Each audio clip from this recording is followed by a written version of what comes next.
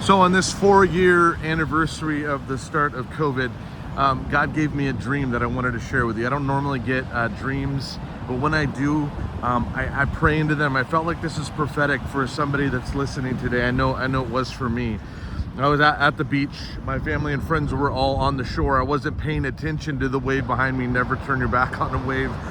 And it was growing. I turned around and I noticed this large wave coming at me fast, growing to about 15 to 20 feet high in the dream. And I was halfway between the shore and the wave, and I had to decide, do I run towards the shore? Everyone's yelling, come back, or do I run towards the wave and try and dive under it?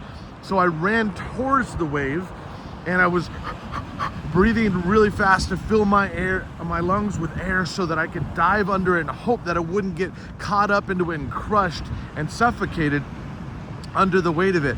And as I dove under that wave, I felt so distinctly, I remember this so clearly in the dream, a hand kind of pressed on my shoulder, keeping me on the floor of the ocean as that large wave and its strong current rolled over me so that I wouldn't get sucked up into it. And it passed over my head, and then I could come up for air.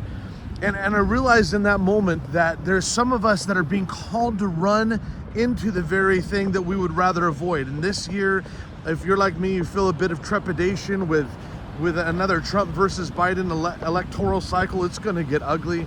Are we going to get caught up in arguments with our family and our friends over political divisions? Are we going to get caught up in all of the kind of perversion that is coming as a strong wave towards the shores of our relationships, and we want to run away from it, we want to hide, and God is saying, no, the weight of my glory is going to keep you from getting caught up into that. But like David running out to meet Goliath while the rest of Israel hid in their tents, God is calling us to run into that which everyone else is avoiding. So that's going to be conversations with people that believe the opposite of you, and you're not going to let your emotions carry you away. That's going to be a perversion that is going to try and carry you away, but you're going to be kept by the hand of God in that place of purity, because you're going to put Him first and you're going to dive deeper into Him this year. In fact, that was the word that God had given me over 2024, which was deeper. So I don't know who needs to hear this word. I don't know what it is that you're praying about,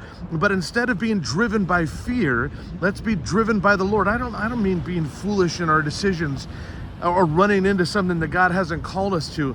But let's not enter 2024 with fear, but instead faith. Let's not enter it with dread, but with joy, that our God isn't drowning us as He holds us down. He's actually keeping us from getting caught up in a wave and in the current of our current culture. So that's a word for you. Let God fill you with faith. Let Him be the air in your lungs. Let Him give you perspective and the authority that you have to face down the giants or the giant wave that everyone else is running from. God is calling you to run into.